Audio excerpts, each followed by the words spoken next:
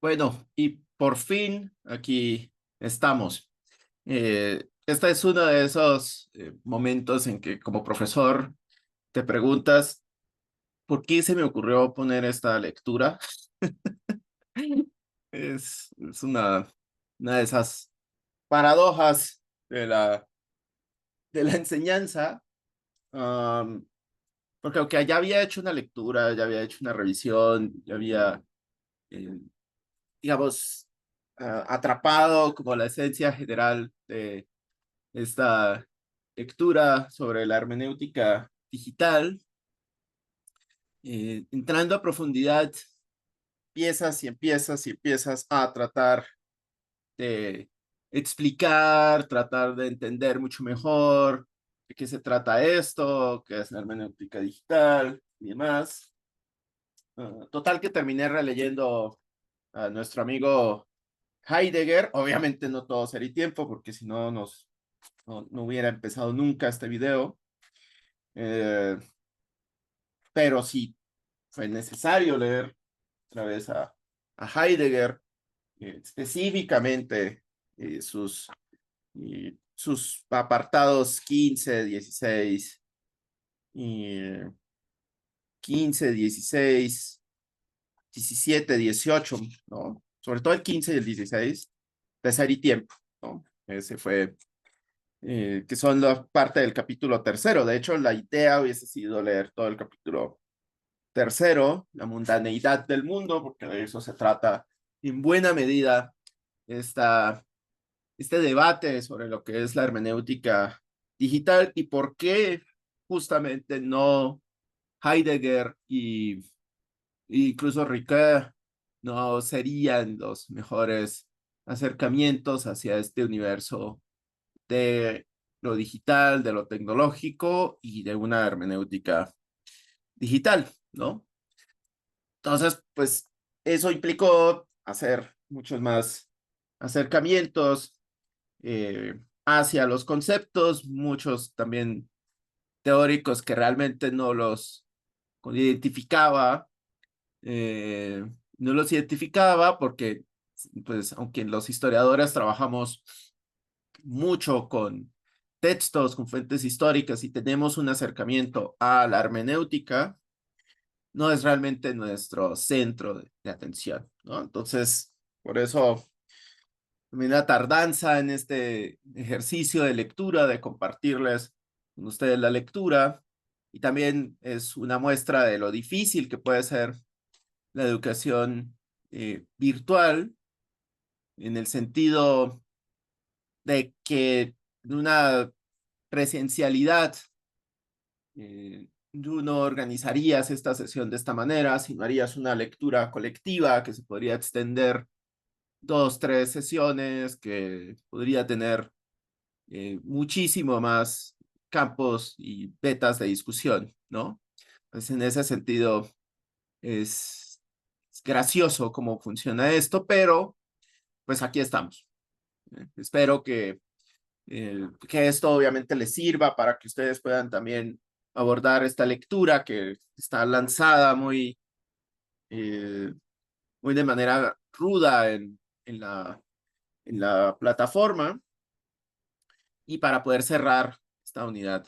Por fin, porque aparte de ciertos inconvenientes personales, pues también la dificultad de la lectura hacía que no fuese tan fácil llegar a entrar inmediatamente. Igual, no vamos a hacer un seguimiento de principio a fin, no vamos a hacer una exégesis de la lectura, porque creo que no es conveniente tampoco todos los elementos de la lectura, pero sí por lo menos atrapar sus aspectos centrales. Eso es como mi interés, ¿no? Tampoco propongo que mi lectura sea la lectura de interpretación, sino que mi lectura que les estoy compartiendo de una otra manera les sirva para poder despertar vetas por las cuales podría profundizarse este texto, ¿no? Pues en principio, ¿quién es Alberto Romele? Es, es un investigador italiano, ¿no? De origen italiano, que ahorita es profesor asistente en la Sorbona, en el Instituto de Medios y de Comunicación. Él está involucrado en esa área. Él pues básicamente se ha desarrollado en el área de la hermenéutica, es como su centro de atención, y este es uno de sus libros que fue publicado en 2020, Digital Hermeneutics. Hay uno muy reciente que se llama Digital Habitus, que es también bastante interesante, y pues, si se dan cuenta va directamente hacia el campo de la inteligencia artificial y los imaginarios relacionados con la inteligencia artificial. Previamente había trabajado ya con el campo de la hermenéutica, digamos, a nivel modo tradicional, ¿no? Entonces, ¿qué es? Como hermenéutica, como saben, es un campo gigante que se relaciona con la interpretación de los textos, pero más que la interpretación de los textos, simplemente como un campo de lectura. Lo que le interesa es la interpretación de los textos para llegar a la verdad, ¿no? A la verdad del texto, a la verdad de lo que se está diciendo, al sentido de lo que se está diciendo, ¿no? Entonces es muy común este círculo, esta representación del círculo hermenéutico, aunque obviamente hay muchas interpretaciones del círculo hermenéutico, pero en resumen es esta ida y vuelta entre el entendimiento original que tenemos del texto, la lectura que hacemos a partir de nuestra interpretación, también de del contexto que nosotros tenemos, de las ideas preconcebidas, de lo que nosotros sabemos previamente, de lo que nosotros conocemos, pensamos o idealizamos, y a través de esa lectura vamos teniendo una interpretación inicial del texto, y a la vez el texto nos brinda nuevo entendimiento con relación a lo que estamos leyendo. Entonces siempre es un proceso de ida y vuelta entre el texto, entre el contexto, que sería lo que nosotros aprendemos, lo que nosotros sabemos, y en este proceso de ida y vuelta es que se construye el conocimiento, ¿no? Esta es como la idea general, ¿no? Del círculo hermenéutico, esta idea general de lo que puede ser la hermenéutica en buena medida, ¿no? Obviamente es una simplificación gigante lo que estoy haciendo aquí, pero creo que es importante entender que la definición de diccionario de la hermenéutica como la interpretación de los textos es completamente limitada, porque el interés de la hermenéutica es llegar a la verdad a través del lenguaje. Esa es la idea, y muy específicamente a través del texto, que por ahí es donde viene el problema que plantea Romele. Romele y yo tantos otros, plantea que esta idea del texto como centro de la hermenéutica, el centro de la llegada al conocimiento, el centro de la posibilidad de conocer, interpretar, reconocer, reinterpretar, eh, no se ajusta a un modo que está asociado con un gran medio, con grandes medios de comunicación, y sobre todo porque el texto en la media, en la edad moderna, a principios de la edad contemporánea, el lenguaje en el sentido inmaterial, en el sentido de un lenguaje que no esté asociado a su soporte, eh, no era un problema entender al lenguaje aislado de su soporte. No se concebía como un problema separar al texto del libro o de la piedra o de cualquier soporte en el que estuviera. El lenguaje en sí mismo era una abstracción, una realización del discurso, pero en sí una abstracción. Entonces no era necesario interpretar el soporte. Lo que era importante entender era esta concepción general del lenguaje como un discurso, ¿no? Eh, términos casi ontológicos, un discurso que atraviesa a todos los seres humanos, a todos los seres capaces de decir, hablar, escuchar, ¿no? Y esto implicaba también interpretar lo dicho, lo no dicho, los silencios, lo que está, lo que se menciona y lo que no se menciona, ¿no? Todo eso involucra una serie de aspectos que están relacionados con la hermenéutica. A final de cuentas es lo que se dice y lo que no se dice, lo que hace lo que concreta el lenguaje y lo que puede ayudar a identificar el discurso, no en términos de análisis del discurso, sino en términos del discurso hermenéutico, que es muy parecido a lo que está planteando o a lo que plantea Foucault, que es lo que hemos visto al principio, ¿no? Este discurso que es en general todas las posibilidades, todos los enunciados posibles, ¿cierto? Entonces, eso es lo que queremos entender aquí como hermenéutica y por qué es importante para lo que nosotros estamos trabajando, y es básicamente porque si hay una diferencia en términos del soporte y la forma en la que se comunica en el medio, en las relaciones que están haciéndose para poder comunicar y sobre todo para poder eh, hacer visible, hacer tangible el discurso, estas relaciones en lo digital tiene que valorarse, validarse si estas relaciones en lo digital representan una variación asociada con la tecnología que funciona como medio, podríamos decir su soporte, ¿no? Ese es el problema general, que no es un problema pequeño, ¿no? No es un problema para nada intuitivo, no se resuelve de manera intuitiva, ni se resuelve con un sí o no, porque cada vez que hay una resolución implica abordarlo de nuevas maneras, ¿no? Pues claro, la pregunta es ¿qué es lo digital? Y aquí esto quiero entrar antes de llegar a Romele, antes de llegar a Romele, pues quiero preguntar qué es digital, ¿no? ¿Cómo podemos representar lo digital? Y a mí me gusta mucho hacer este collage, ¿no? De imágenes, resultados de esta búsqueda de Google, donde pone uno en Google Image qué es lo digital, o básicamente donde pone uno la palabra digital y te aparece todo este conjunto de imágenes, ¿no?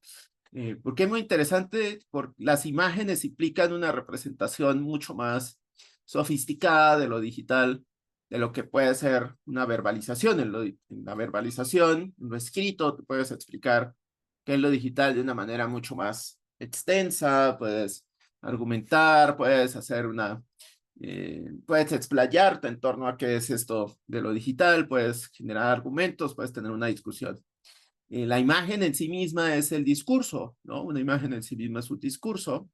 Eh, entonces, por eso es que es muy interesante poder revisar este plano, ¿no? Como tratar de abstraer un poco qué es esta percepción de lo digital. Y aquí estoy haciendo un ejercicio muy burdo, ¿no? Porque simplemente es resultado de Google y tratar de mostrar la mayor cantidad de información factible posible, que es lo que muestra Google en la pantalla con la menor reducción del tamaño que es posible hacer en mi pantalla, ¿no? Pero si se dan cuenta, hay un patrón muy general eh, y no está marcado por los detalles de lo que es lo digital. Está marcado por unas ciertas tonalidades asociadas con lo digital, ¿no? Asociadas con lo azul, que es muy interesante, ¿no? Que es el azul y el negro siempre en este alto contraste. Y es paradójico porque si ustedes revisan, si ustedes miran las interfaces, los softwares y demás, no es un color que esté asociado, no es común encontrar este tipo de color en las interfaces como base de la interfase, ¿no? No es tampoco capaz, no es tampoco, digamos, es un color, es un tono de color que no es necesariamente el color que nosotros vemos en nuestras pantallas todo el tiempo, ¿no? Sino es una representación de lo que debería ser, lo que significa lo digital. A través de este contraste, este azul sobre negro, se está representando algo, que paradójicamente es precisamente algo que no existe, ¿no? Una representación exacta de lo digital, pues podría ser ceros y unos, por ejemplo, o podría ser un código, o podría ser una red, ¿no? Esos son más precisos, pero lo digital se representa como algo etéreo, foráneo, por fuera de lo que es, eh, recibimos en nuestra experiencia cotidiana, por fuera de lo que nosotros como seres humanos tenemos cotidianamente. Es decir, es otro mundo además de lo presencial. De hecho, si ven, hay figuras humanas, hay como este contacto con otro mundo, ¿no? Que hace la mano. Siempre hay esta idea de que lo digital está más allá de lo humano, de que pierde materialidad, ¿no? Se dematerializa, y en esa desmaterialización, lo digital se vuelve algo totalmente abstracto, una nube, ¿no? Una nube representada por estas conexiones, esta nube imposible de asir, ¿no? Tal vez si hubiéramos hecho este ejercicio de buscar en Google Image digital en el 2005, hubiese aparecido todo verde y negro, ¿no? Es factible que eso hubiese sido. Por un lado estaba Matrix, ¿no? En la película, por otro lado estaba, eh, todavía estaba esta percepción de la consola que funcionaba como la interfase entre los hombres y la máquina, ¿no? Que era negro y verde, pero ahora es una concepción totalmente diferente, una concepción de un universo, universo que está sobreviviendo independientemente de los humanos y al cual nosotros accedemos a través de la máquina, ¿no? Eso es una representación y eso es un discurso. Todo esto al final de cuentas es un discurso. Dice que es lo digital. Es una pregunta extraña porque hoy lo digital es una pregunta foránea a nuestra experiencia. Eh, en los 2000, en el 99, en los 90, perdón, en los 2000, lo digital, el estar en línea, todas esas eran acciones específicas que hacías, que de una u otra manera había casi una conciencia de estar involucrado con realizar una acción para estar en línea, para trabajar con lo digital. Por eso el adjetivo digital funcionaba muy bien. De hecho, el adjetivo humanidades digitales, ese apelativo de lo digital, se realiza porque surge en esa época donde eh, donde es necesario, ¿no? Es necesario de una u otra manera ser consciente de que estás haciendo algo digital. Hoy tiene mucho más que ver una forma especializada de entender lo digital, una forma especializada de hacer conciencia de lo digital, hacerse consciente, ¿no? Revelar lo que es lo digital, pero en términos generales, los humanistas, las humanistas eh, no necesitan ser conscientes de lo digital para hacer uso de lo digital, ¿no? Es eso en primer lugar, ¿no? Y nosotros podemos asociar lo digital, también lo podemos asociar con una cantidad de cosas, ¿no? Con medios, aparatos, dispositivos, recursos, ¿no? Nosotros podemos definir lo digital a partir de sus componentes, ¿no? Que es como definir industria a partir de máquinas, tornillos, calor, humo, vapor, obreros, horario, reloj, ¿no? Es casi que ese mismo acercamiento. Entonces, lo digital lo podemos también definir a partir de aquellos componentes, muchísimos componentes, que construyen eso que nosotros podríamos entender como lo digital. En esos términos, lo digital termina siendo el conjunto de todas estas todos estos componentes en un ensamblaje completo podríamos entender como lo digital.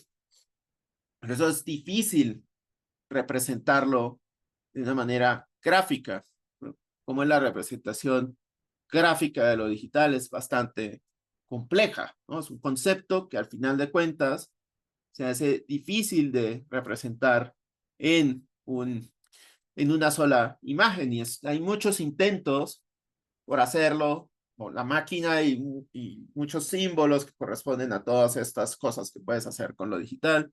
Recuerdo la nube de la web 2.0 era, por ejemplo, términos que de una otra manera definían lo que era la web 2.0, creatividad, edición, colaboración, gratuidad, una serie de cosas, ¿no?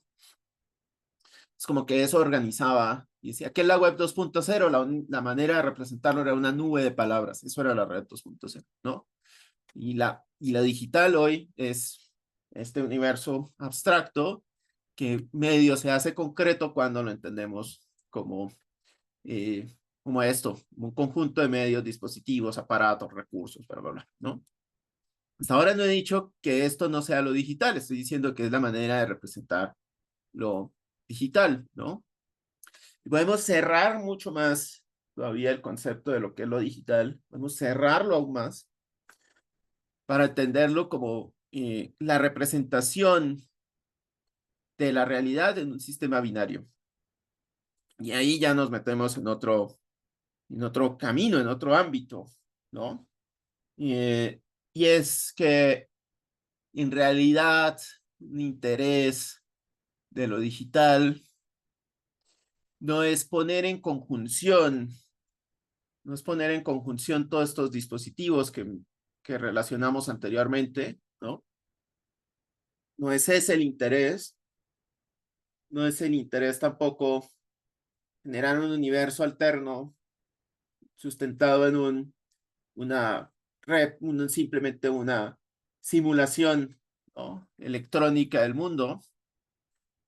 Y del origen, como vimos ya en el apartado de historia de la computación, el origen está dado por la representación del lenguaje, y a través del lenguaje se trata de hacer una simulación, una representación del lenguaje humano, y cuando se vuelve más complejo, tiene más capacidad de la computadora, pues también puede representar la realidad en términos de imágenes, de sonidos, de videos, de mapas, de una cantidad de cosas, ¿no?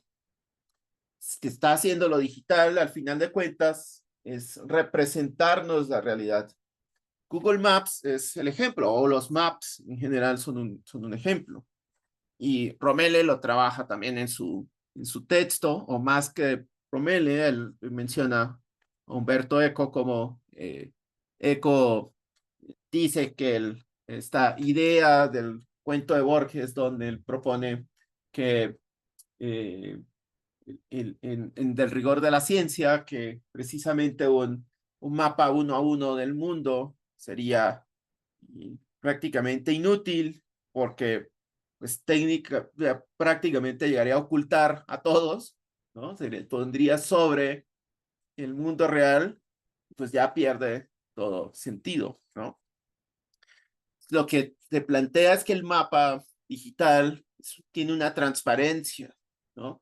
En realidad tú puedes acercarte casi al nivel 1.1, casi puedes acercarte al nivel 1.1, que es lo que haces con un Google Earth, ¿no?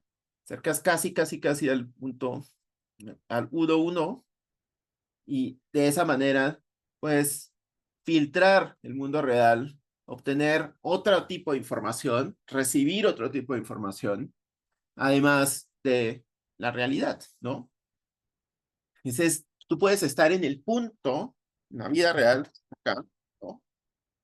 Y mirar desde Google Maps, puedes hacer tu escala 1 a 1 y recibir otra información, además de la que están viendo tus ojos. Puedes recibir información de la calle, de las esquinas, de dónde estás.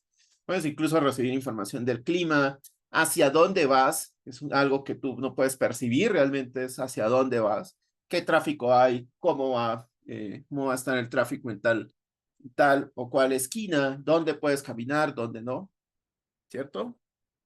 Y esa representación está en contraste completamente con la realidad, ¿no?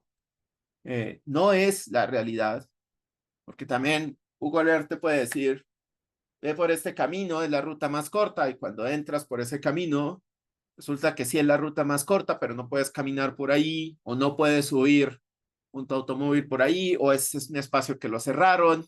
Sí, hay cosas que la realidad también confronta con lo digital, pero en sí es una representación de lo real. Puedes representarte, puedes anticiparte a, puedes descubrir el mundo, y entienda el mundo como el mundo de la realidad, ¿no? Lo mundano, pues filtrar lo humano con estos filtros de, eh, de lo digital, ¿no? Hablo de estos filtros, ¿no? Hay otros tipos de filtros y todos conocemos los filtros de Instagram, los filtros de no sé qué cosas, ¿no? Porque eso es lo que trata, ¿no? De hacer lo digital finalmente es filtrar, representar, abstraer, aumentar, modificar, pero siempre es una representación de lo real. Hay una visión de lo real para que nosotros en la computadora podamos hallarlo familiar, ¿no? Y todo eso subyace, toda esa representación subyace a una serie de dispositivos, ¿no? Dispositivos técnicos y tecnológicos que generan, transforman, transmiten, procesan, almacenan señales digitales. Y aquí utilizo esta palabra señales digitales de una manera totalmente intencional, porque cuando yo digo datos, ya estoy haciendo mención de un concepto súper específico, que es el de dato, una unidad mínima de sentido, ¿no? Que puede tener o no sentido, una unidad mínima de información que puede tener o no sentido. O puedo hablar de información. En ese campo lo que estamos hablando es de un conjunto de datos que permite, que tiene sentido, que tiene una interpretación y que puede tener una validación, un nivel de verdad y un nivel de falsedad, ¿no? Entonces la información tiene un carácter de verdad, falsedad, tiene un nivel de ambigüedad, la información. El dato es cierto y no es ambiguo.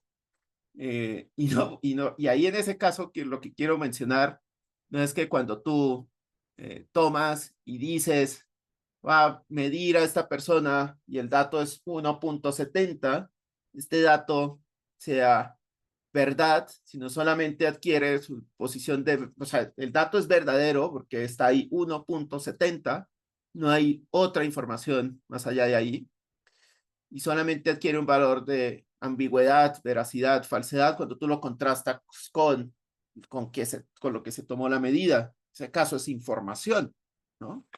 Una A es un dato, ¿no? Una B es un dato, un 1 es un dato, un número 50 es un dato, un 0.542617 es un dato. Esos son datos, son verdaderos, están ahí, está el dato. El dato solamente adquiere sentido cuando se pone en contraste con qué es lo que mide. 0.50, bla, bla, bla. Es una coordenada, un punto al norte o al sur, o al oriente o al occidente, perdón, al oriente o al occidente de unas coordenadas, por ejemplo. O sea, ya sabes que eso significa una posición, ¿no?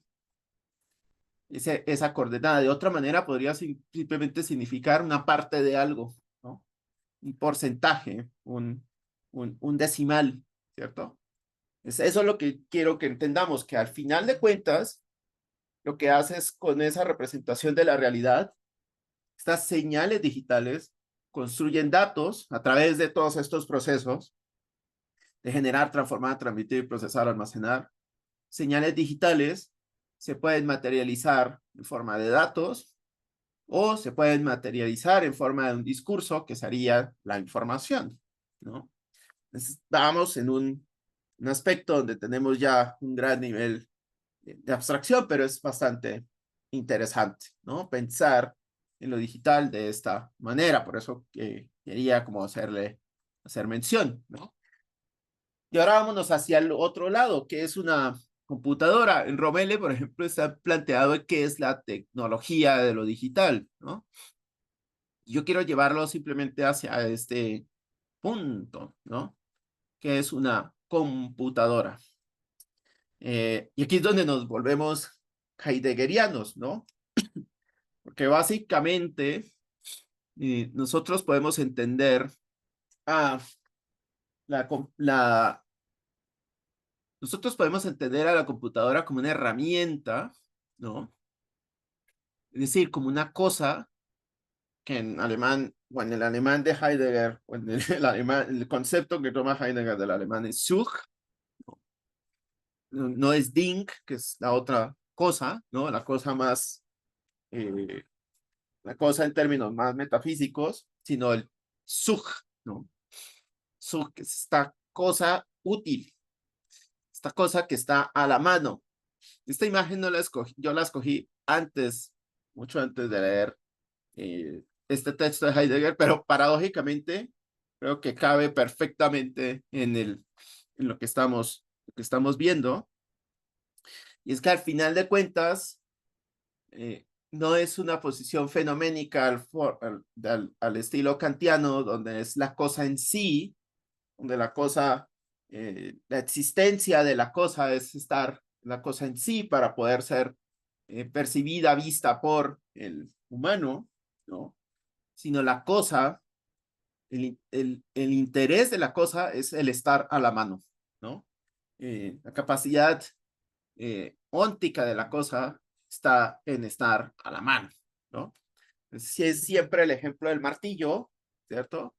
Que el martillo sirve para hacer cosas, pero es estar a la mano, es para hacer algo. Mientras hace algo, mientras es útil, mientras tiene utilidad, representa algo, tiene una existencia, existe en tanto el Dasein hace uso de él y es tanto un objeto en sí mismo, pero es asimismo moldea el mundo y ese conjunto de útiles es lo que construye el mundo, lo que va más allá de la naturaleza, lo que hace la mundaneidad es darle forma al mundo con toda esta conjunción inmensa de útiles, ¿no? Entonces es bastante interesante, ¿cierto? Entonces podemos entender a la computadora como una herramienta. ¿Por qué no? Podemos entenderla como una herramienta. Pero si tenemos en cuenta lo que es la computadora en términos generales, lo que te das cuenta es que no es necesariamente un objeto para la utilidad, ¿no? No es necesariamente un objeto que esté asociado con lo que deba ser simplemente útil, ¿no? Es simplemente eso. Sí es útil en el sentido de que puedes utilizarlo para hacer cálculos. Es útil en el sentido que tú puedes utilizar un procesador, ¿no? Para eso, para procesar textos, puedes utilizar una hoja de cálculo, puedes utilizar el correo electrónico para enviar un mensaje de un lado al otro, ¿no? De la misma manera que utilizabas el lápiz y el papel y el camión para llevar de un lado al otro una carta, ¿cierto? En ese sentido es un útil. Pero si todos conocemos el uso que hacemos cotidianamente y masivamente de la computadora, vemos que no es necesariamente un útil, ¿no? No hay un fin, una necesidad en utilizar el, la computadora, por ejemplo, para mirar TikTok, para enviar un mensaje por Twitter, para recibir un mensaje por Twitter, para distraerme con Netflix. No hay ahí un sentido de útil, ¿no? De utilidad. Porque si vamos a este ejemplo del martillo, ¿no? Pues el martillo tú no te, bueno, a menos que tengas una cierta relación muy extraña con los martillos. En general, tú no te sientas a ver el martillo. Y así te gusten mucho las herramientas, dudo que vayas cotidianamente a la ferretería o al lugar para el almacén de venta de herramientas a simplemente observar el, el martillo, ¿no? No lo haces. Y es porque lo que dice Heidegger es precisamente que la cosa, cuando no es útil, cuando deja de ser útil, llama la atención. Es como, ¿esto qué, esto qué es? ¿No? Eh, Se vuelve sospechoso, esta cosa para qué, ¿no? Eso para qué es como que pierde su sentido del para qué, se convierte en otra cosa, pierde su sentido como herramienta. Tal vez recuerdas que funcionó para algo o piensas que funciona para algo, pero la cosa solamente quiere sentido en tanto es posible que esté a la mano, es posible que cambie o que moldee la mundaneidad, ¿no? Pues aquí hay un papel donde la computadora no funciona en estos términos y podría funcionar como el lenguaje, teniendo el lenguaje como una herramienta para develar la verdad, pero hay un inconveniente, es que el lenguaje en términos heideggerianos está totalmente separado del soporte. Entonces no importa que sea una computadora, no importa que sea lo digital, no importa que sea un libro, no importa que sea un discurso, al final de la historia el lenguaje sería esta forma de externalizar el discurso y por ende no tiene ningún asidero en lo real, perdón, en lo material. Por lo tanto, la tecnología es independiente del lenguaje, en términos heideggerianos, ¿no? La tecnología es independiente del lenguaje y el lenguaje es independiente de la tecnología. El lenguaje existe por sí mismo, independientemente de la tecnología que lo soporta o que lo intermedia. En ese caso tenemos un gran inconveniente porque la computadora entonces no sirve más como un medio para canalizar el discurso. Y en ese sentido, pues se hace como la materia oscura, que no recibe luz, no recibe energía, pues básicamente sigue de largo, da lo mismo que sea ese medio que sea otro. Cuál es totalmente falso con respecto a lo que vemos en la realidad cuando entendemos que el discurso está siendo modelado, que el mundo se modela a partir de este universo del lenguaje, ¿no? Universo donde el lenguaje, de una u otra manera, no pasa de largo por la computadora. Hay muchos elementos que tienen que ver con la computadora que no están relacionados con un lenguaje en abstracto que trasciende de manera inmaterial, que trasciende de manera clara y pura sobre lo tecnológico. Y dudo que lo haga así con el libro, como ha explicado Alan Liu también, ¿no? Tampoco creo que funcione así con el libro, porque de una otra manera también hay unas formas en las cuales tú escribes y te diriges y te expresas en el libro para convencer diferentes a las que haces en la cotidianidad. Pero bueno, estamos hablando de lo digital acá, ¿no? Por otro lado, que es la computadora, entonces también es una máquina. Entonces, una máquina es un conjunto de herramientas que se automatiza para, ¿no? Pues claro, es una máquina, independientemente de lo que sea, es una máquina,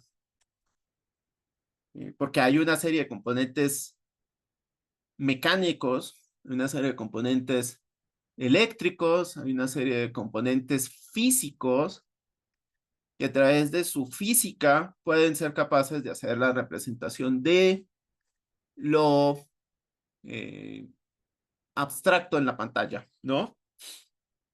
Pero yo siempre he estado, pues siempre no, pero últimamente he estado muy en desacuerdo con esta percepción de que esta tecnología, que fueron los telares automatizados en Francia entre eh, a principios del 19, finales del 18, sean el origen de la computación. Que en general lo que se dice es, claro, es que aquí ya había un proceso de automatización, pones un patrón y él recibía a través de ese patrón. Lo hacías, ¿no? Entonces tú como que programabas cada patrón y lo hacías así.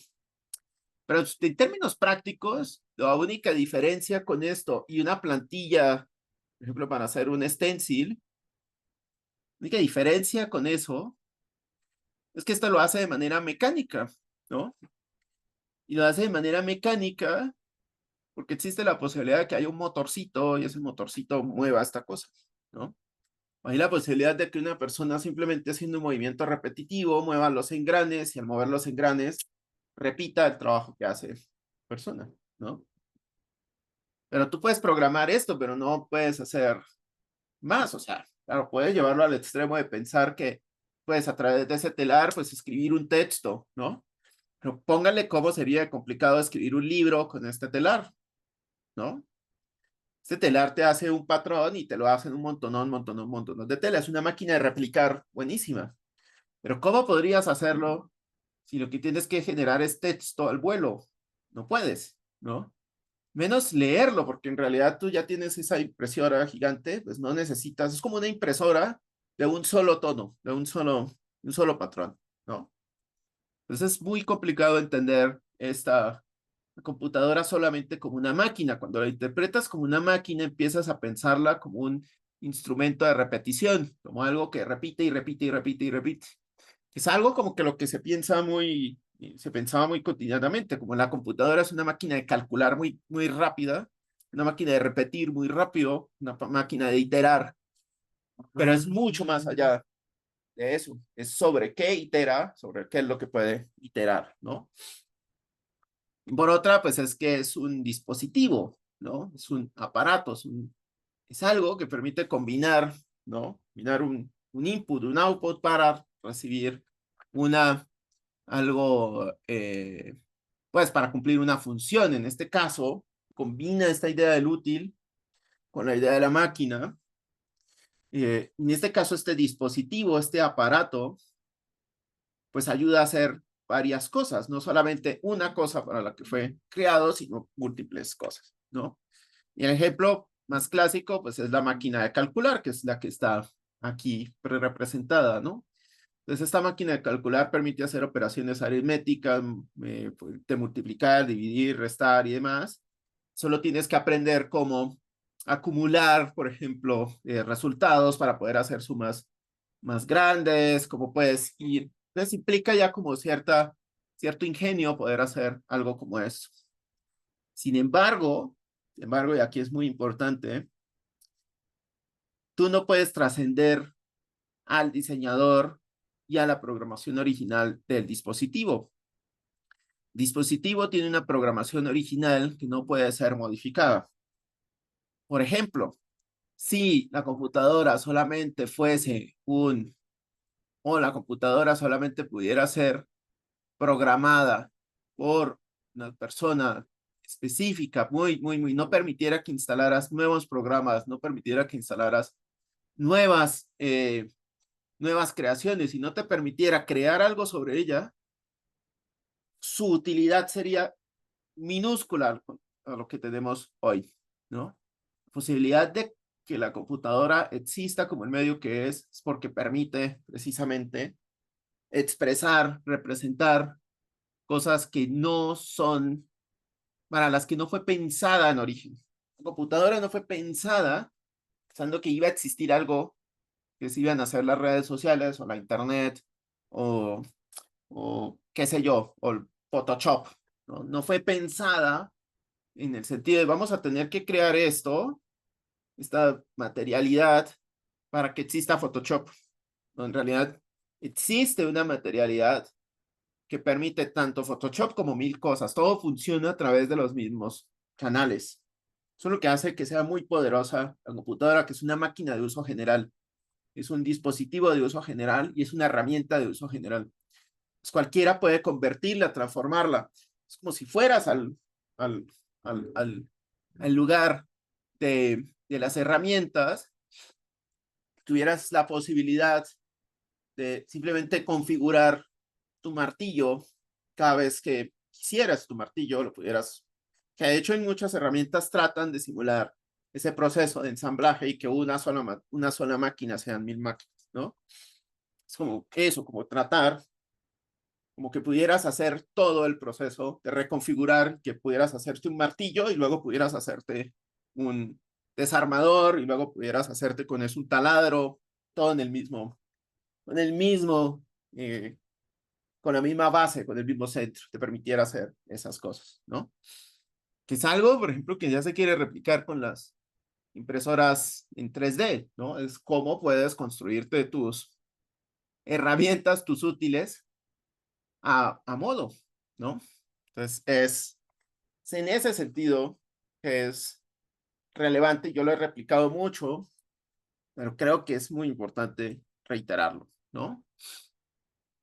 Pues volviendo a lo digital, pues ya vimos que la computadora es relevante en los términos de que justamente es a través de la computación que podemos entender lo digital. ¿Sí? No podemos separar esas dos cosas, ¿no? No podemos separar la computación, lo tecnológico, la técnica de lo digital, que lo digital sería esta relación, ¿no? Esta abstracción, este discurso, esta semiótica, esta simbología, ¿no? Que está soportada por esto que es lo técnico y lo tecnológico. En buena medida lo que dice Rommel es como, ¿cómo vamos a entender esto, lo digital, esta abstracción, si de una u otra manera estamos separándola de esta máquina de lo tecnológico, de lo técnico y lo tecnológico? Estoy totalmente de acuerdo, es imposible prácticamente, ¿no? Entonces, entendamos a lo digital como esta sinonimia entre lo digital y lo computacional, ¿no? Pero también hay una representación que es la antinomia, ¿no? O la antonimia con lo analógico, considerando lo analógico como lo no digital o lo digital como lo no analógico, ¿no? Y de cierta manera esto lleva a una concepción que tampoco me parece tan acertada, que es considerar a a lo digital como esta relación con los sistemas computacionales que tenemos los humanos en oposición a nuestra relación con los sistemas analógicos o incluso en oposición con los sistemas analógicos, ¿no? Pues creo que esto es importante entender también que esta forma de entender esta integración entre lo computacional, entre lo digital, no necesariamente está asociado con una realidad en oposición a, o mejor dicho, lo digital en oposición a una realidad. Por eso es interesante pensar entonces qué es lo analógico, ¿no? Muchas veces es que lo analógico se confunde con lo real, lo concreto, lo físico, y una posición donde se toma cautamente lo digital se puede considerar en cierta manera como una defensa de lo analógico, una defensa de lo mecánico, material que tomas físicamente en la mano, ¿no? De ese sentido es como que, bueno, entonces esto es lo real. Aunque en realidad estamos basándonos en los mismos principios de lo analógico para lo digital. Lo digital, como he reiterado, final de cuentas, es la abstracción, una representación de lo real. Entonces, como es una representación de lo real, en cierta manera trata de imitar el mundo, ¿no? Trata de imitar el mundo, de filtrarlo y de convertirlo en señales digitales. Es el audio, la voz, el video, lo animado, las imágenes, todo al final de cuentas tiene una representación tanto analógica como digital, ¿no? Eh, analógicamente yo puedo ver a través de la ventana y lo reciben ese reflejo del, de la luz sobre una superficie, ese ancho de onda que llega a mis ojos y que mis ojos lo interpretan como un color. Lo digital hace el mismo ejercicio, recibe a través de un lente ese, esa onda y la convierte, simplemente lo que hace es que en lugar de ser una decodificación cerebral, lo convierte, lo transforma en un lenguaje que pueda ser interpretado por la máquina y que luego la máquina pueda hacer lo mismo, generar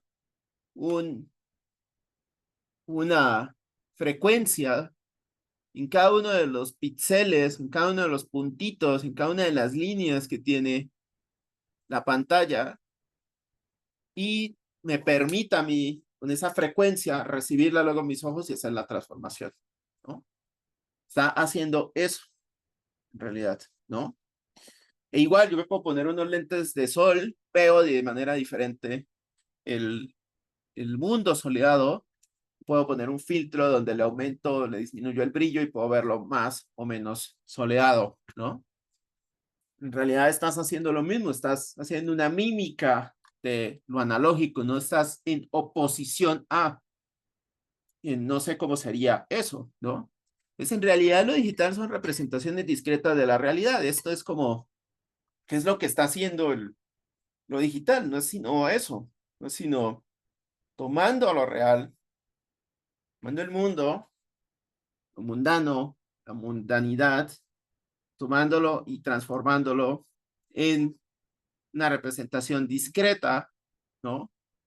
Que son bits y bytes, unos y ceros, ¿no? El bit entendido como esta señal que es 1 o 0 y los bytes entendidos como el conjunto de estas señales, los grupos de estas señales que construyen el mensaje, ¿no? Es todas las representaciones de la realidad, todas estas representaciones discretas de la realidad se hacen a través de este sistema. Como les digo, están haciendo una mímesis de lo que tenemos en el mundo real. Y de la misma manera hacen una mímesis del lenguaje, ¿no? Eso es lo que está construyendo lo digital, está haciendo una representación del lenguaje, del discurso, a través de esta representación, cual implica una reducción significativa de la información y lo que trata la computación contemporánea es de que esa reducción sea mínima, de que si es posible, sea una representación completa, ¿no? Muy bien, entonces, ese plano inicial de lo digital es como una introducción precisamente a lo que tiene que ver la hermenéutica digital o lo que está planteando Romele en la hermenéutica digital, ¿no? Y ya vimos que yo ya les presenté a lo computadora como una herramienta y ya les había introducido a este término que es el Zeug, ¿no? En términos heideggerianos, el Zeug como la cosa, que es en tanto es útil, es decir, es pragma, es algo que se puede usar, ¿no? Eso es el Zeug, que es diferente a la cosa o al thing o a lo que sea, ¿no? Es tecnología como soy, que es pragma, es algo que tiene utilidad, ¿no? Y cuyo modo de ser es estar a la mano y que se descubre, ¿no? Descubre al mundo y aparte lo modela, ¿no? Ayuda a descubrir el mundo y a modelarlo. Eso es lo que hace la cosa, ¿no? En términos heideggerianos. Pero el problema, como les decía, es que el lenguaje, y por eso es que vamos hacia la hermenéutica, que el lenguaje en Heidegger es inmaterial, ¿no? Es una exteriorización del discurso. El discurso entendido como rede, ¿no? Como esta representación no verbal de la realidad, y es a través del lenguaje que se puede descubrir al mundo pero es técnicamente es inmaterial. En ese sentido, lo tecnológico no nos funciona en términos heideggerianos, porque como dice Romele, pues simplemente podemos tratar de extender el argumento heideggeriano para llegar al argumento tecnológico, pero al final de la historia, el argumento heideggeriano en sí mismo no nos sirve para lograr nuestro objetivo, ¿no? Entonces aquí podemos saltar también a Riquet, perdón, ¿no? De Riquet, eh, saben, es uno de los grandes autores y uno de los grandes pensadores de la hermenéutica, uno de los grandes filósofos que concreta muchas ideas de la hermenéutica y plantea muchas ideas asociadas con el texto, con la narración, ¿no? Asociadas con el lenguaje en la era contemporánea, ¿no? Pero nuevamente, el problema de Riquet es que aunque él asume, él recibe también esta idea de que el lenguaje puede encontrarse o materializarse en las reglas semánticas, en la semiótica, en los símbolos, en los signos, en las metáforas. Estas son independientes de su soporte, ¿no? Y hay un ejemplo muy interesante que lo trae a colación Romele y es lo que plantea Riquet en La memoria, el archivo y el olvido, y es precisamente esta concepción del archivo, ¿no? El archivo en Riquet es el archivo, en este caso sí no es como el archivo en Foucault, que es el archivo entendido como todos los enunciados posibles, ¿no? Sino en este caso sí es el archivo en términos del archivo, el edificio con los documentos, ¿no? Entonces, lo que plantea Riquet es que el archivo no es otra cosa, bueno, no es el edificio y los documentos en sí, sino es una operación historiográfica, es la concreción de una operación historiográfica. Y es una concreción de una operación historiográfica, ¿por qué? Porque por un lado el archivo se escribe, es decir, toma el testimonio oral, toma lo que se habla, atrapa lo que se habla, el escribano lo pone en un papel con un formato, eso es una traducción que hace el escribano, y esto es lo que queda en el documento y lo que se va acumulando en el archivo. Hay un origen testimonial, hay un origen de verdad en el documento histórico, ¿no? Que es lo que hace justamente que valga la pena recordar, ¿no? Es como su planteamiento de que aquí hay que asumir también el derecho al olvido, porque no todo se puede recordar, ¿no? No todo se debe recordar, necesitamos un nivel de amnesia, porque si no, pues es imposible recordar si todo se recuerda, ¿no? Se vuelve un problema imposible de solventar, ¿no?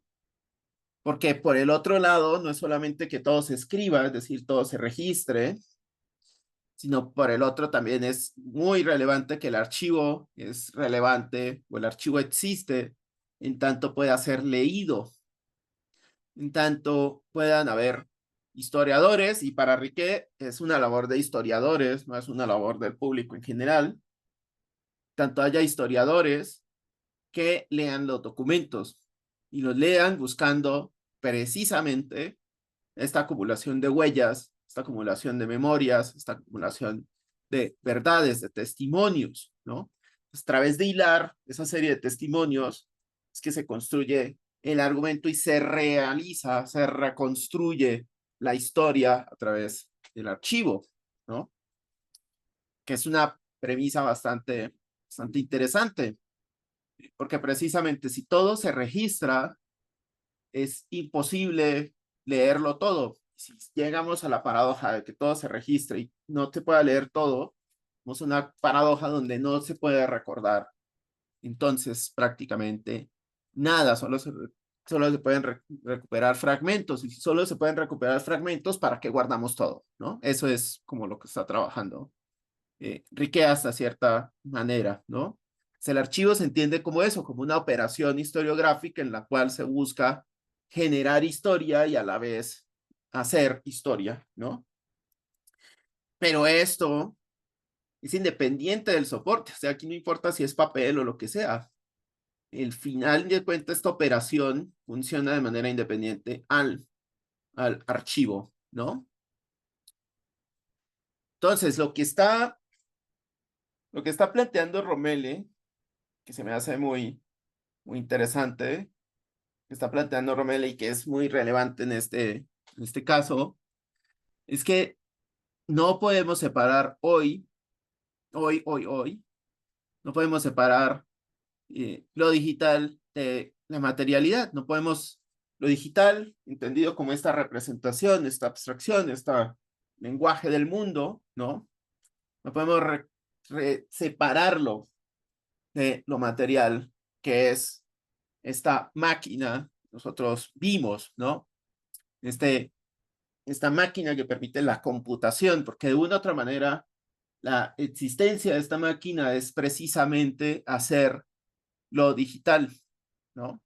Es convertirse en un actor del discurso, ¿no? Es muy diferente a simplemente una máquina de escribir o una televisión que funciona de manera unidireccional. En este caso funciona solamente, la computadora solamente es útil, es funcional en tanto sea un agente de creación de discurso, ¿no? No podemos separar lo uno del otro, ¿no? No puede separarse lo uno del otro, ¿no? Entonces, yo lo que entiendo a partir de la lectura también de Romele es esto que estoy dejando en esta diapositiva, ¿no?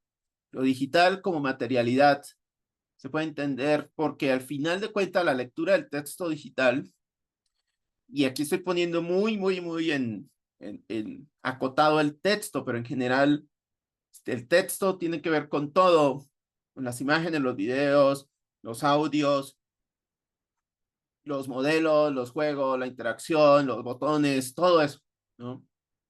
En la lectura de este texto es el resultado de una operación de decodificación del palimpsesto virtual.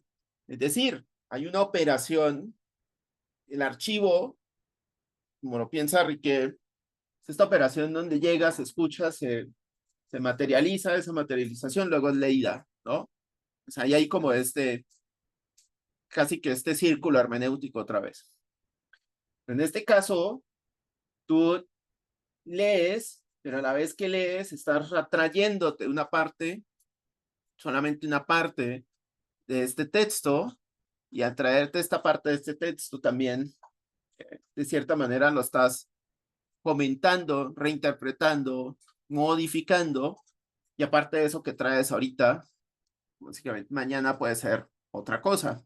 Así sea lo mismo que estás trayendo, siempre es esta especie de palimpsesto, donde se está borrando y escribiendo continuamente, pues nunca es el mismo discurso, nunca es el mismo discurso, nunca es el mismo discurso, así leas el mismo libro, si leas el mismo sitio, si entres a la misma dirección, es diferente, es como si llegaras y hoy abrieras este texto, leyeras una cosa, lo cerraras, mañana lo abrieras y vieras otra cosa, ¿no? Entonces lees una cosa, lo cierras, ya lo abres, ya es una cosa completamente diferente. Eso es totalmente diferente a la biblioteca total. Y al final de cuentas es total, es gigante, el archivo total es gigante, pero siempre vas a encontrar lo mismo. En el palimpsesto virtual no encuentras lo mismo, ¿no? Pues aquí el texto, la interpretación del texto es casi equivalente al gesto de la búsqueda que lo encuentra. La lectura no puede entenderse lo que se lee solamente a partir de la recuperación de lo que está escrito o de lo que está publicado o de lo que es visible, sino tienes que entender esa lectura también a partir de la búsqueda que se ha hecho o que se puede hacer de lo que está escrito o publicado. Ese gesto de hacer clic, de buscar, de traer, de enviar, de compartir, ese gesto de utilizar la plataforma para recuperar el texto y que el texto se reconstruya en la pantalla, están totalmente relacionados los dos. Si yo, es un ejemplo que ya les he comentado, si yo tengo Twitter, lo descargo completo, lo pongo en orden cronológico y me lo leyera completo, si tuviera esa posibilidad, me lo leyera completo, no estaría leyendo el texto de Twitter, estaría leyendo una cosa totalmente extraña a Twitter. Para poder leer ese texto, tengo que hacer es precisamente tratar de tomar qué es lo que filtra a Twitter, qué es lo que permite buscar lo que está en Twitter, qué es lo que me permite encontrar ese texto y qué fue visto y qué no fue visto, ¿no? ¿Qué fue leído y qué no fue leído? Lo que se lee o lo que no se lee determina de una u otra manera también cómo se construye el discurso completico, ¿no? Eso es también importante tenerlo en cuenta. Es qué tanto permite el discurso. La plataforma está muy relacionado con cuáles son esos botones, esos canales de búsqueda, esos gestos que permite el, el, la plataforma, por decirlo así, ¿no? El texto es la misma plataforma, en este caso, ¿no? Y en ese sentido, y es algo que Romele también deja muy claro, la operación de archivaje, pues ya no equivale solamente a la salvaguarda del testimonio, ¿no? Y es algo que también la UNESCO y en general lo que hoy se considera como archivaje no está ya relacionado con esta operación donde hay un interés por guardar el testimonio. En ese momento el interés es preservar lo que se dice. El interés es tratar de preservar lo máximo posible de lo que se dice, sin hacer este filtro entre lo que puede ser relevante o no conservar o preservar. ¿Quién determina qué es relevante o no preservar? La misma persona que está haciendo el ejercicio de escribir o de presentar o de hacer el video o de publicar, ¿no?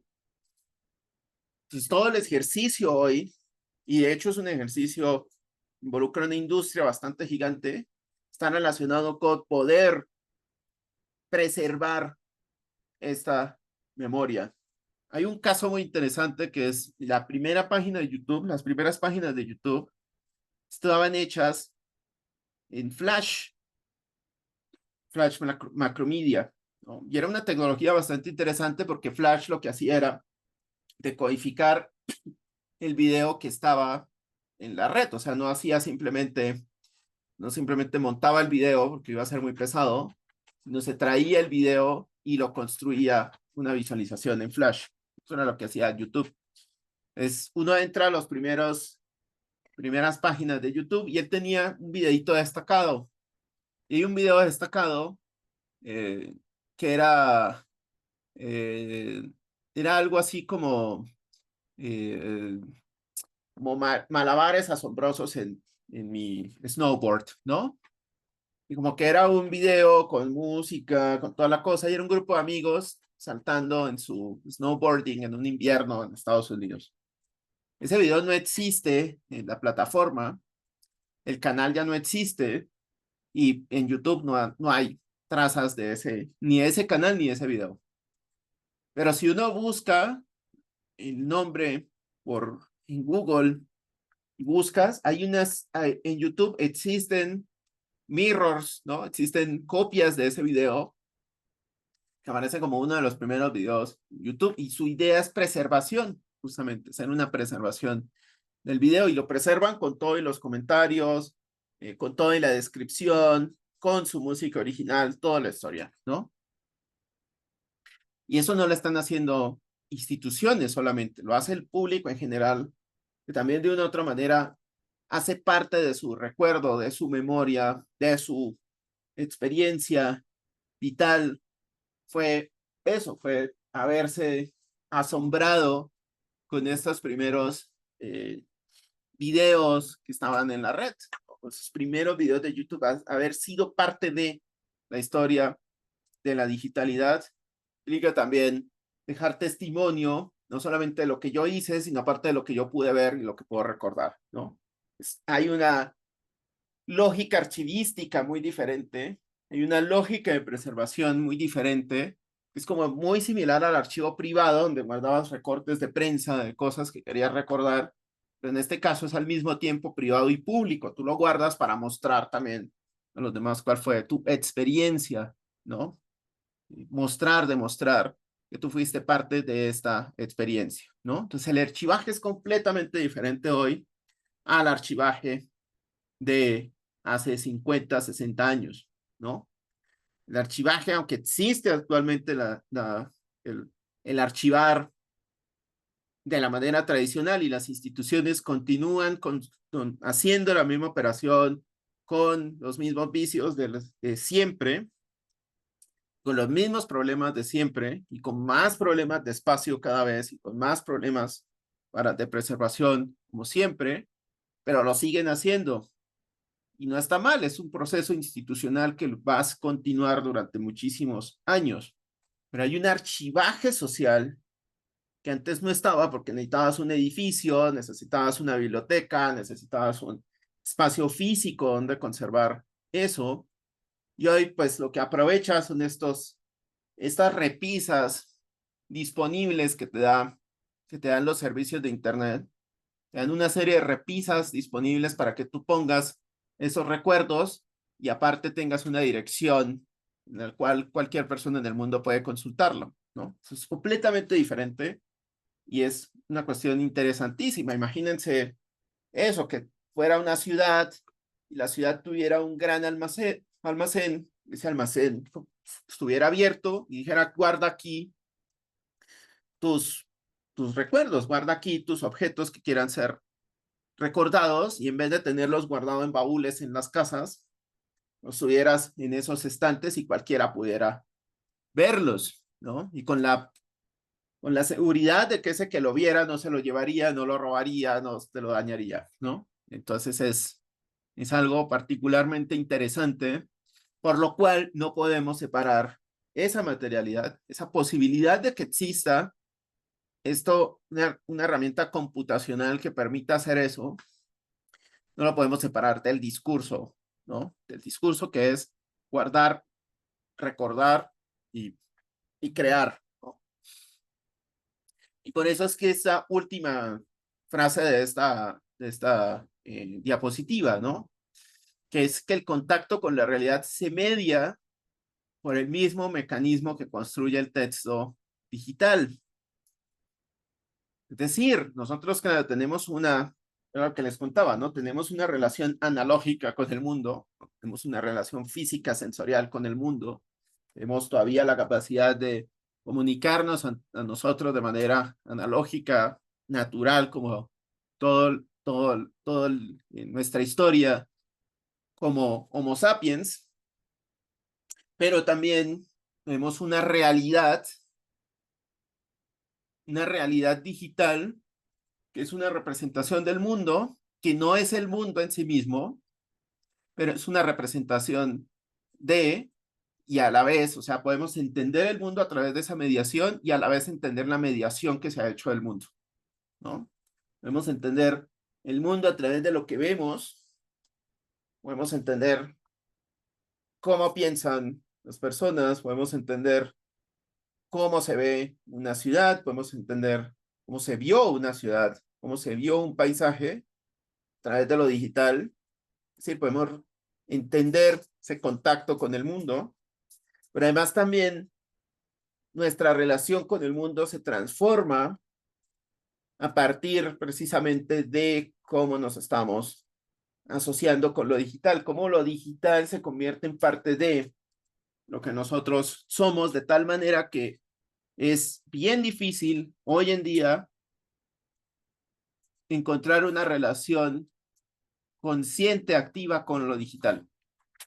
Entendemos como esto, como que está acá. Nosotros no nos preguntamos esto por qué está acá. Nos preguntamos esto cómo se usa. No somos conscientes de que estamos haciendo una acción de conectarnos con, de enviar datos a, ¿no?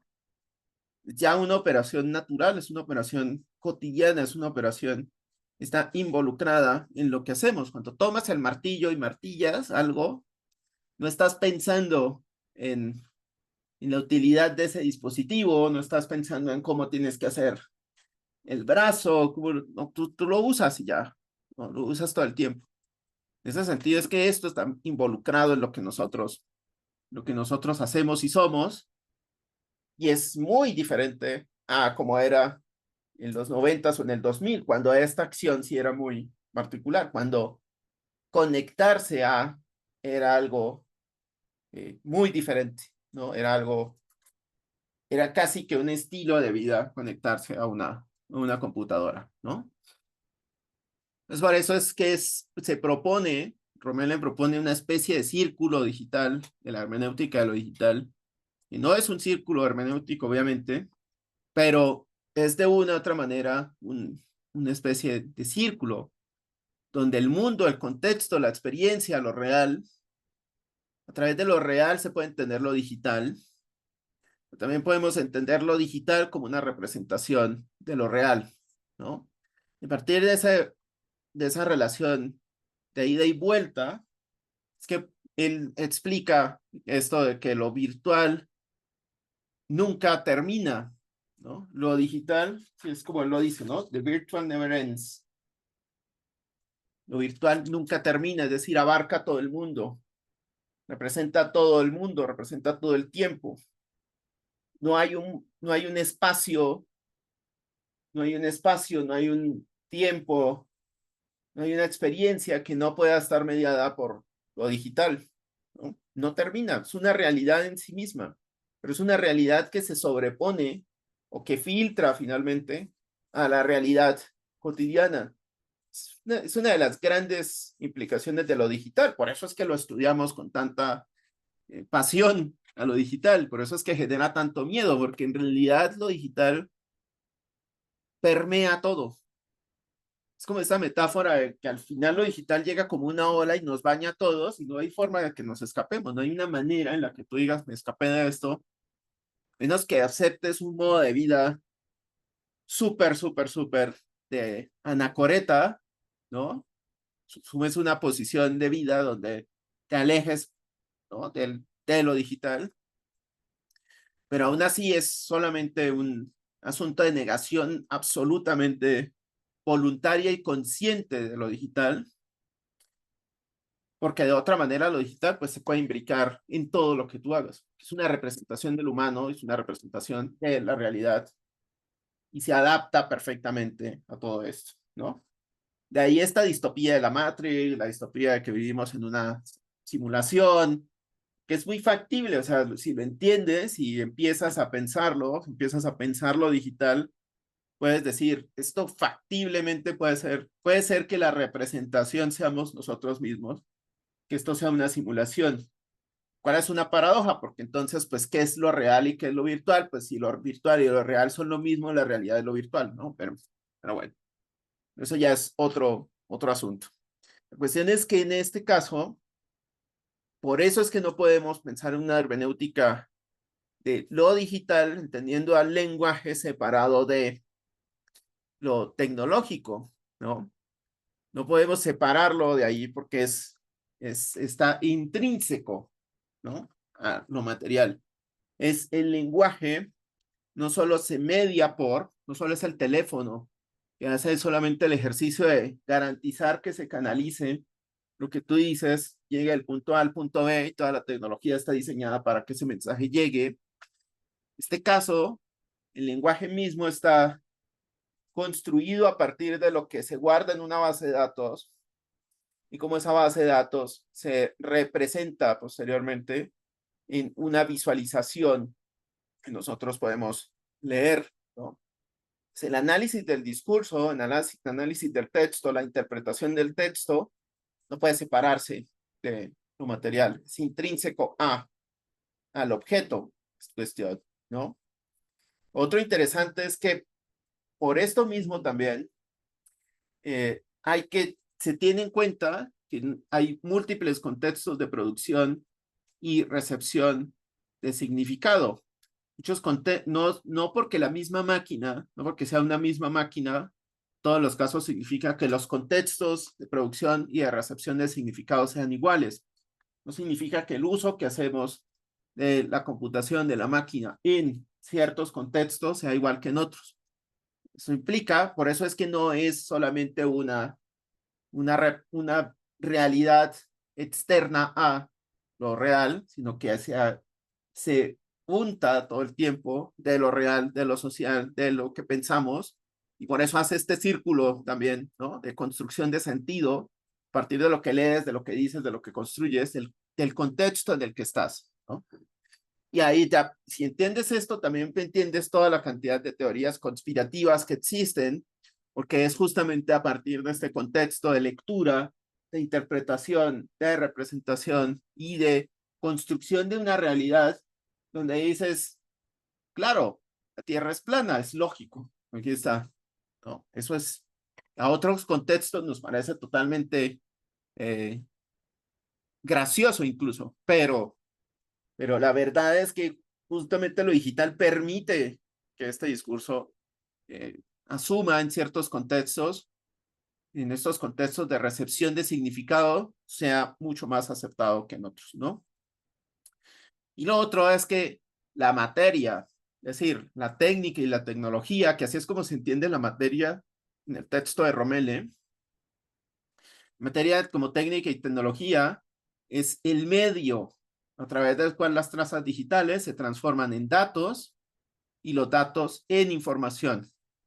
Si nosotros entendemos la materia, que es esta técnica y esta tecnología, entendemos por qué se guardan ciertas cosas y ciertas no, porque hay ciertas trazas que se dejan y ciertas no, porque hay trazas que se conservan y hay trazas que se preservan y hay otras que no. Y es porque en este proceso de enviar a la máquina nuestra realidad, la máquina toda la va a tratar de convertir a datos. Que no hay otra manera de que funcione esta máquina. Si tratara de guardar toda la información como información, no funcionaría, sería imposible que funcionara. Pues la tecnología funciona porque si toma a una persona, si va a ver a una persona, va a ver tu vida cotidiana y tú te instalas uno de estos aplicativos que mide tu actividad diaria, es lo que mide, no mide todos los aspectos de la persona, no mide cuánto suda, no mide muchas cosas, mide cuántos pasos dio, sobre cuánta inclinación, cuál fue su ritmo cardíaco, es decir, todo lo está transformando en datos. Y con una acumulación de datos puede construir una información. Esa información es, estás caminando mucho, estás caminando poco, estás con buen ritmo de vida, no tienes buen estilo de vida, bla, bla, bla, ¿no? Este da una información. Lo mismo con el clima, está recibiendo temperatura, está recibiendo datos de humedad, está recibiendo velocidad del viento y con eso construye una información que es va a llover, no va a llover, a veces va a haber buen tiempo, va a haber mal tiempo, ¿no? Entonces, en general, todo funciona así, todo lo podemos extrapolar, estos ejemplos son muy claros, pero en general todo lo podemos extrapolar de esta manera, ¿no? Lo que está haciendo es recibiendo datos, lo que hace la máquina es recibir datos, luego esos datos me los convierte en información. Un Twitter es una serie de datos, ¿no? Fecha, día, la hora en que lo escribiste, la cantidad de caracteres, si tiene una imagen, lugar donde lo escribiste, tu usuario, una cantidad de cosas, ¿no? Recibe todos esos datos. Ta, ta, ta, ta, ta, ta, ta. Tú solo ves el tweet, eso les mostré en el video anterior, ¿no? Solo ves el tweet. Pero cuando recuperas ese tweet, cuando haces ese conjunto de metadatos, lo que construye ese discurso que es tu muro, ese que vas mirando y mirando y mirando y mirando, ese que vas haciendo scroll y al cual reaccionas, ese discurso lo haces a partir de los datos, no a partir del texto completo, no a partir de lo que tú digas simplemente, sino valorando cuál red se conjunta más con eso, con la hora en que publicaste, con quiénes reaccionaron, con cuántos reaccionaron y demás. Con esos datos es capaz de abstraer y decir, esto es el grupo del discurso, ¿no? Este es el discurso que tú quieres escuchar, esa es la recepción que tú quieres tener, ese es el contexto que tú quieres recibir, ¿no? En idioma español, en idioma inglés, bla, bla, bla. Te lo entrega de esa manera y contrasta con quienes sigues, a quienes no sigues y demás. Entonces, esos son los datos los que construyen la información, es este documento digital, y es a partir de ahí que puedes entender cuál es el discurso de lo digital. No es solo el texto en este caso, sino son los datos que están asociados a, ¿no? Entonces, aquí llega y al final de la primera parte de ese capítulo es un elemento que se me hace muy interesante y es como él dice que hoy pregúntale a un muchacho, pregúntale a alguien si está offline o si está online. Para cuando vivimos en los 90, en el 2000, eso estar online, de hecho era un adjetivo, estás online, ¿no? De hecho era como algo de jóvenes, estás online. Si tú llegas y le dices eso a alguien hoy, pues primero suenas como, como viejito, ¿no? Como, ah, estás online, es como que no sé qué me estás diciendo, abuelo, ¿no? Es algo que no vas a entender. Y segundo, suena viejo no por la palabra en sí misma, sino porque es un gesto que hoy no existe. Tú no te pones online. Online era cuando llegabas, prendías la computadora y tú mismo decías, me voy a conectar, voy a prender el modem y voy a aquí a hacer la conexión. Ah, ponías una contraseña y te conectabas. Ah, estabas online, eras consciente de que estabas conectado, ¿no? Pero lo mismo lo podemos extraer hacia lo real y lo virtual, ¿no? Es como tú vives en un mundo virtual, tú vives en un mundo real. ¿Cuál es la distinción? Al final de cuentas, tú estás cotidianamente utilizando no el dispositivo, sino la computación para realizar tus tareas cotidianas. No te puedes abstraer de él, no te puedes separar de él, por lo cual la realidad y la virtualidad hacen parte de un mismo conjunto, ¿no? Quiero que eso sea como muy, muy claro. Eso es como lo que dice como que lo real invade a lo virtual. Digo, perdón, lo virtual eh, invade lo real, más o menos eso. Sí, lo virtual invade a lo real, ¿no? Se hace parte de nuestra realidad, ¿no? Y ahora con respecto a lo real invade a lo virtual, que es donde él trabaja la sociología de los posibles acercamientos sociológicos hacia lo digital, y como él encuentra que esas relaciones con lo tecnológico, él le interesa sobre todo esta asociación con la tecnología, como esta relación con lo tecnológico, pues de una u otra manera se entiende también de una manera, digamos, problemática, ¿no? Explica específicamente la teoría del actor red, ¿no? De Bruno Latour, que es esta concepción de que la red, ¿no? Las relaciones sociales no se construyen solamente a través de las relaciones de poder eh, con otras personas, ¿no? Relaciones, digamos, asimétricas entre otras personas, sino se construye a través de una red de relaciones que involucra además a las cosas y además a los animales y además a la naturaleza. Pues de cierta manera, la red o tu realidad o tu sociabilidad, tu sociedad, digámoslo así, tu realidad social, está constituida a partir de este conjunto de relaciones con cosas, personas y demás, ¿no? Es la crítica que ha tenido esta teoría del actor red, pues está fundamentada en que aplana el, esta red. Todos estamos en un mismo nivel prácticamente, personas, cosas y animales. Entonces como que hay una crítica muy grande y es cómo vamos a poner a la humanidad al mismo nivel de una cosa, ¿no? Como que la cosa estaría solamente, tendría sentido en tanto el humano la lleva hacia su mismo plano, ¿no? Y el animal lo mismo. Entonces, como que hay una idea de que no puede ser factible que esto se considere de esa manera, ¿no?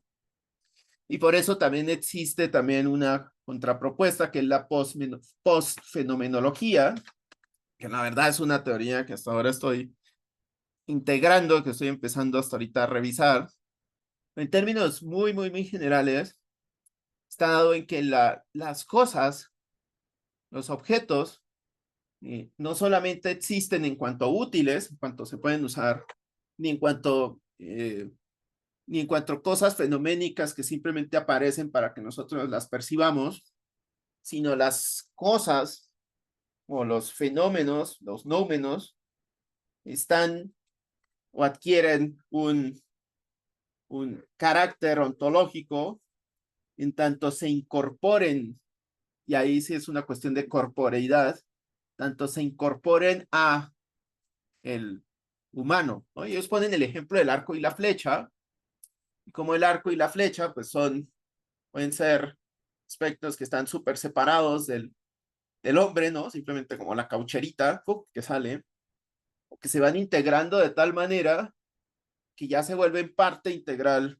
del guerrero, por ejemplo, y que ni siquiera el guerrero se da cuenta que tiene puesto, se va diseñando de tal manera que se adapta el objeto al cuerpo y el cuerpo al uso del objeto, se hace natural.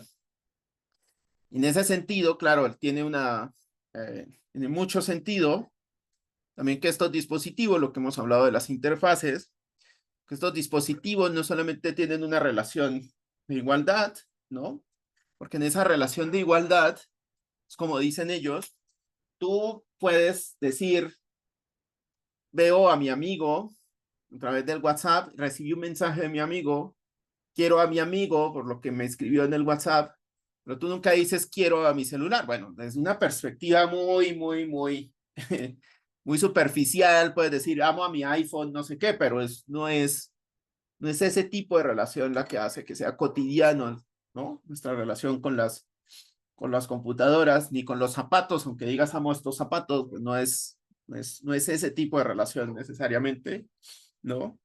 Pues no hay una relación en realidad con la cosa, sino con lo que la cosa te permite hacer, y esa relación es más intensa en tanto se pueda volver parte de, cuando esto se hace parte de nuestra cotidianidad, entonces se incorpora, se hace más corpóreo, por eso ahorita no necesitamos ni siquiera utilizar una interfase de teclado, ¿no? No hablamos, tocamos, sí, es súper primitivo ahorita una interfase de este tipo, ya ni siquiera necesitamos utilizar el teclado y cada vez menos lo vamos a necesitar.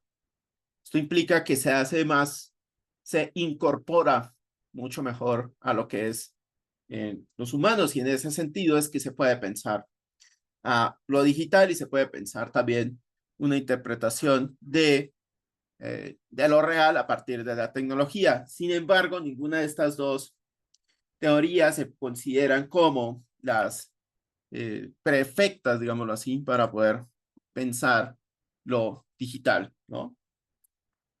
¿A qué va todo esto de Romele y por qué me parece que es muy interesante Romele, aparte de lo que ya hemos visto? A través de varias lecturas y a través de todo este módulo, toda esta unidad, pues nosotros hemos reflexionado en torno a lo digital precisamente como algo que no tiene una asociación directa o única con algo que es tecnológico, que es computacional, ¿no?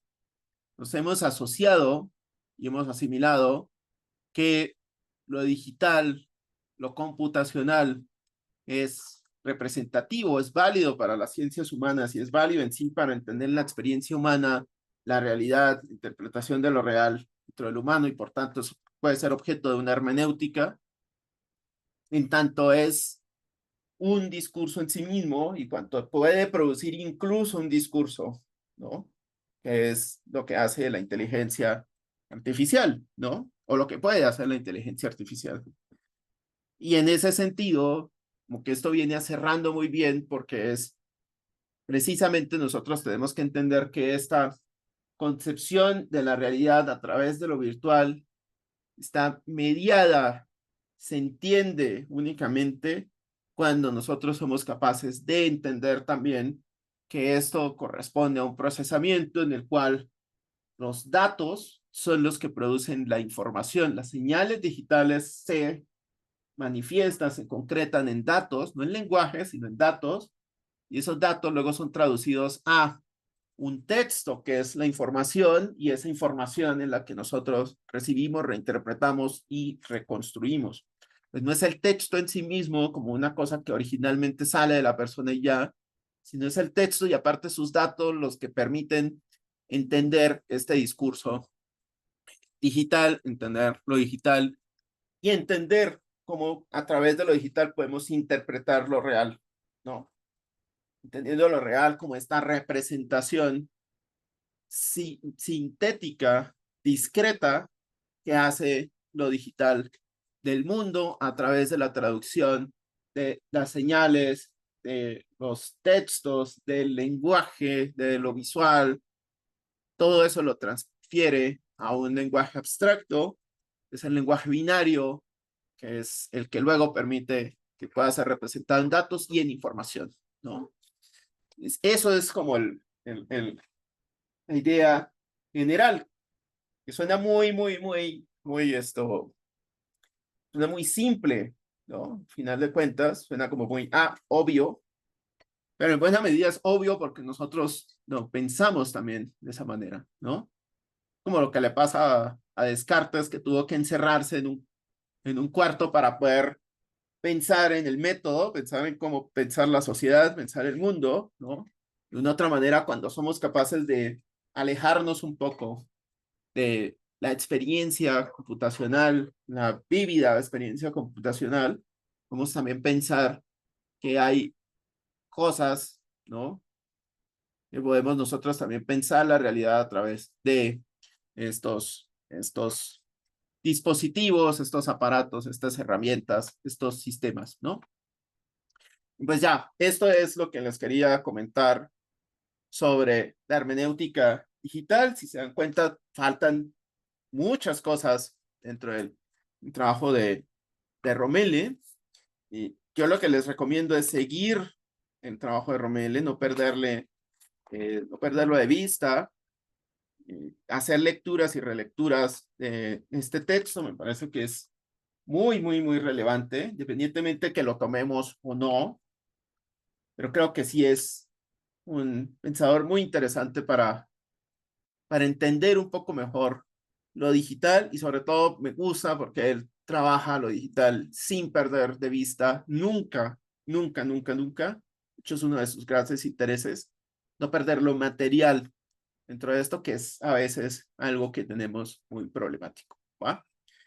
Y eso es, pues nada, pues muchas gracias por la paciencia, por verse todo este video y nos veremos en el siguiente tema.